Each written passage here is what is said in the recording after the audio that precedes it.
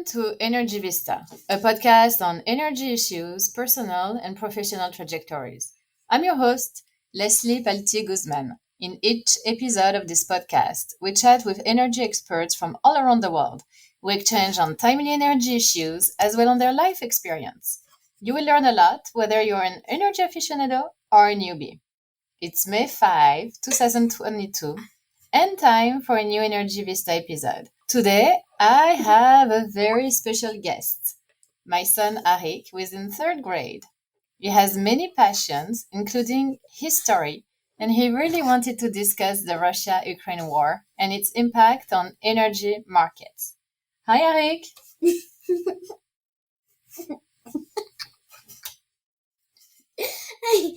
Are you intimidated? Hi, Arik. Hi.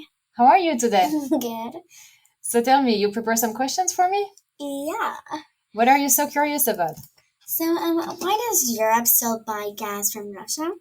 Well, it's a very good question because Europe is very dependent on Russian gas. And it's a difficult situation because with the war, Europe, and especially the European Union, doesn't want to give more money to Russia because it finances the war. The more Russia has money to buy weapons, the longer the war is going to continue, and the war is still going on in Ukraine right now. But Europe, doesn't have its own natural resources, or it has some of them, like in countries like the Netherlands or the UK. But increasingly, those reserves are declining, meaning there is almost not much left of gas, for example. And so Europe needs to import oil, coal, gas from Russia, among other things. And if they cut today all the supply from Russia, it's going to be a toll on the economy of these countries. But at one point, it's more like an ethical question, like more a moral question. Do you finance the war, or do you do something about it and you try to find alternatives of Russian gas? And it's not easy to find alternatives to move away from Russian gas, but that's the goal right now. It's going to take some time, but right now European leaders have decided to slowly decrease their dependence on Russian energy. And what about Hungary? You heard about it. So Hungary, the leader of Hungary, Viktor Orban, is friendly with the leader of Russia, Vladimir Putin. They have good relationship. And you're right. Recently, Russia asked European countries to pay their energy only with ruble, like the currency in Russia. Mm-hmm. And the European Union said no, except Hungary. So Russia has already cut gas supply to two countries, Poland and Bulgaria. Yeah. But Hungary said, okay, we accept your demand, we accept your request, and we're going to pay you with the ruble. So then, and why is the president of Hungary has Ukrainians in his country when like he's friends with Putin? Right. So you're right. Like some countries around Ukraine, like neighboring countries, have accepted many refugees, including Hungary, but Poland, and Western European countries too. And right now there are about 5 to 7 million people from Ukraine who have fled elsewhere or have been displaced. So it's a huge humanitarian crisis. So, did Russia affect other countries? Yeah, I mean, what Russia is doing is affecting not just Europe, actually, the whole world, because With the stock market? also like the economy in general of Europe and the world, even countries in Africa, because, for example, Russia and Ukraine are exporting grains, and many countries in Africa depend about it to feed their population. But also, like, the price of energy has been going up, and we need a lot of energy to produce fertilizers, for example, to grow crops. So many different parts of the economy and the world are impacted right now. So if I want to buy Russian gas, oil, gold, or whatever that is, should I really do it? Mm. So you see, right now there are countries that are trying to think about ways to stop purchasing what Russia is selling to avoid giving money to Russia. And the European Union decided to stop importing coal from Russia. They will start over the summer, but not all the countries agree because it's going like The price is going low. well, so the since nobody wants to buy, for example, Russian oil right now, Yeah. not many people want to buy it. Like when it's on the spot market, the price is discounted, meaning it costs less money than, for example, other countries' oil. So some countries who are emerging economies and they really need this energy to grow their economy. They are happy actually to buy cheap Russian oil or gas, and also countries like India, for example, or countries in Africa, they don't want to pick side between Russia and the rest of the West. That's really smart. Well, it depends. I mean, historically, they wanted to be not aligned either on Russia or on the US. But maybe this time they're also afraid of, the relationship between China and Russia, where also have a closer relationship, and nobody wants this conflict to become more regional or more global, so people are careful. But like in terms of moral and ethic, this is what I was telling you before. Nobody wants the war to last, right? More people are dying. More people are they have to leave everything, like they are uprooted from their past life, right? They have to leave their house. Yeah. They have to leave their, like, kids have to leave their school, start a new life in another country, start to zero fresh. Yeah, so it's tough for them. And so right now, like, many countries are thinking, okay, what's the best way to stop this war the fastest possible and put the maximum pressure on the people who are deciding this war? Like, how can we put pressure on them? So that's called sanctions, Really smart. like to try to punish them. Is that why in Belgium there's only 6% of natural gas? So I see you did your research. Very good. And I think I know why you picked Belgium, because you have two good friends that are coming from Belgium. No, only one. Only one? Two, actually. But I don't know about this specific number. Belgium is a smaller country compared to other countries in Europe. Yeah. There is less people who live in Belgium compared, let's say, to Germany. So the largest consumer of gas in Europe are in this order: Germany, Italy, France, and they are the ones that are importing the most also Russian gas. And so these countries, for these countries, it's more complicated to move away from Russian gas. And so they have to find gas that comes from the US, gas that come from North Africa, Egypt, Algeria, for example. And, there is a silver lining in this crisis, which is that countries are going to try to move away from polluting energies and try to be more independent also by relying more on solar, wind energy, nuclear.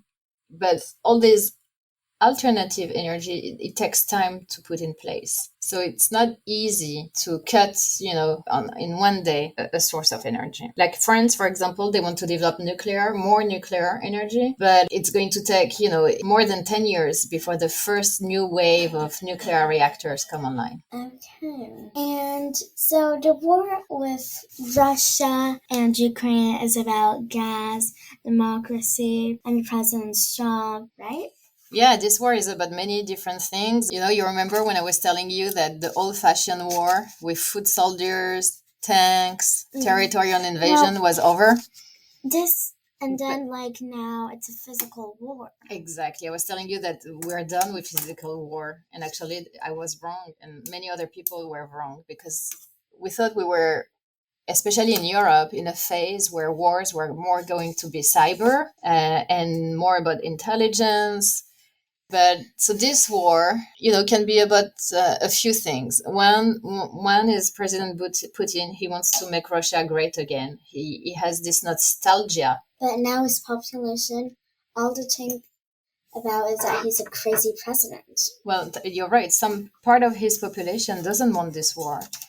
But so he has this nostalgia of when Russia was powerful in a big empire, and he wants to regain some territories, access to the Black Sea, access to some ports. So it's more that like shows that Putin doesn't really care about the killing and all that.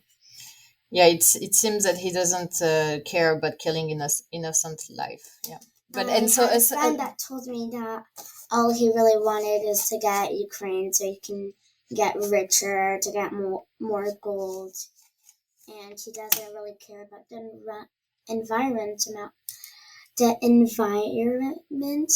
around him. I think that's a possibility. Another one is that he wanted to keep Ukraine as a buffer zone because he felt threatened by countries neighboring Ukraine that are in Europe and also in the North Atlantic organizations. Yeah. That is this alliance of countries, and so he felt threatened for the safety of Russia. But I think even more importantly, he wanted to prevent democratic ideas to reach the Russian population. So having a thriving democracy like Ukraine neighboring Russia is a threat to the power of a dictator, like a totalitarian regime like we have now under President Putin in Russia, because he wants to keep this power and he doesn't want his population to see other countries very close to Russia managing to live a democratic life. Ukraine it's not a perfect democracy. Perfection in democracy doesn't exist, but they were trying to have some freedom of expression. They were getting closer and closer to Europe and liberal ideas, and I think he didn't like that. What else? So I guess how did that affect the stock market? Well, first I need to say that I don't own any stocks in the energy market because I want to be objective and independent from my clients that I advise. So, but I think short term, it's good for energy companies that develop more like gas resources, like in the US, for example, because they have a lot of gas and everybody wants gas that is non-Russian right now. Yeah. So, and also companies that are, in Australia, in the Middle East, in Africa, that can sell more gas to replace Russian gas. These companies right now are doing very well. I see. So China was being very quiet for a moment, and then the president of Russia, he was starting to be, I don't really want to be mean, but I guess wasn't being very smart to his population. I kind of guess he was being stubborn because what he was doing about the COVID wasn't really good. And he came in the story, which I don't understand why. But so why? Why China is quiet? Well, no, why did China get into the story? So China and Russia, just before the war, they signed kind of an agreement. They made a statement that they were increasingly closer, that they wanted to build partnerships, like the two countries together, that they recognize that they share some common values, some common objectives, and that they don't like what the West is doing in terms of like imposing their security framework and so on. And that was a few days before the war, before Russia invaded in Ukraine. So that's probably why Putin started the war. Well, maybe he got an approval from the Chinese, we don't know, or he let them know that was his intent. I think China doesn't want war. China wants stability around the world because they want economic growth. I'm not so sure about that. Because what I think China's doing is that it kind of seems that China wants partnership with Putin when he knows that Putin creates a lot of wars. One good thing that they want with Russia, they want the energy of Russia. China has a lot of population and they consumes a lot of energy. And Russia is a neighbor of China and they can provide a lot of this energy. So for now, China needs also Russian energy. But, China has a huge population and they want this population to be happy. They don't want protests in the streets.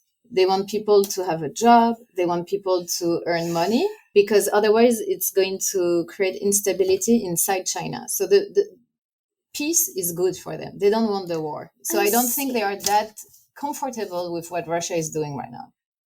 I see that the president of China wants his country to be the best and all that. By supporting that, so that creates wars. So I think that's a lot more why he has partnerships and he signed contracts with. Yeah, we'll see. For example, a country like the US or Europe, they don't want China and Russia to be too close and to have this kind of axis, powerful axis against democracies and the liberal order. So I think it's in the interest of the West to still have good relationship with China, and because again, we don't want a World War III, right? Yeah. Good. Well, that was a very interesting discussion. Mm-hmm. Do you have more questions, Ahik?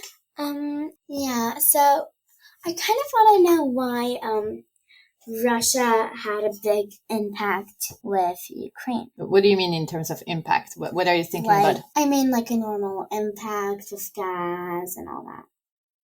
So right now, Russia has, again, in the country of Ukraine, they've been destroying many cities, many ports, and it's still going on. Initially, Russia wanted to go to Kyiv, the capital, to maybe, change president, like change leadership. But actually, the Ukrainians have resisted a lot. And right now, Russia has changed tactics and is in the east and the south of the country. But what's interesting to me is that Russia has not destroyed any pipelines yet transporting the energy. So the energy that is transiting through Ukraine is still going to Europe. So for now, that's still happening. Russia, probably still need the money from European for its gas. Mm-hmm. And, I think that Russia wants still Europe to be its clients.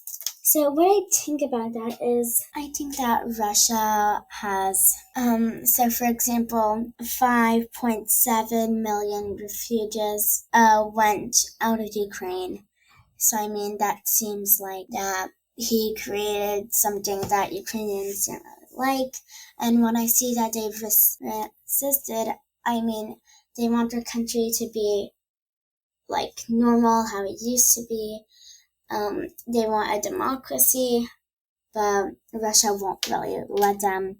So I kind of think that I'm not accusing Russia's population, but I really want to accuse, okay, so its population did nothing, but I can say that the population knows that the president is a crazy president. They didn't want this war. And so that's why democracy is very important. Russians have left Russia, and I guess there's a reason why. That's true. Us, in terms of people outside this war zone, we can do things to help. You remember you wrote a letter to the President of the United States? Yeah, and we gave some clothes also. You can make donations. I gave a lot. And yeah, I'm planning to give them money. And we know some family in France, for example, that are hosting families from Ukraine. So there are things that we can do to try to help. And voicing your opinion is good also, right? Yeah. Great. Thank you so much, Ahik. You did an amazing job. It was a very, very thought-provoking conversation. Thank you. Bye. Bye.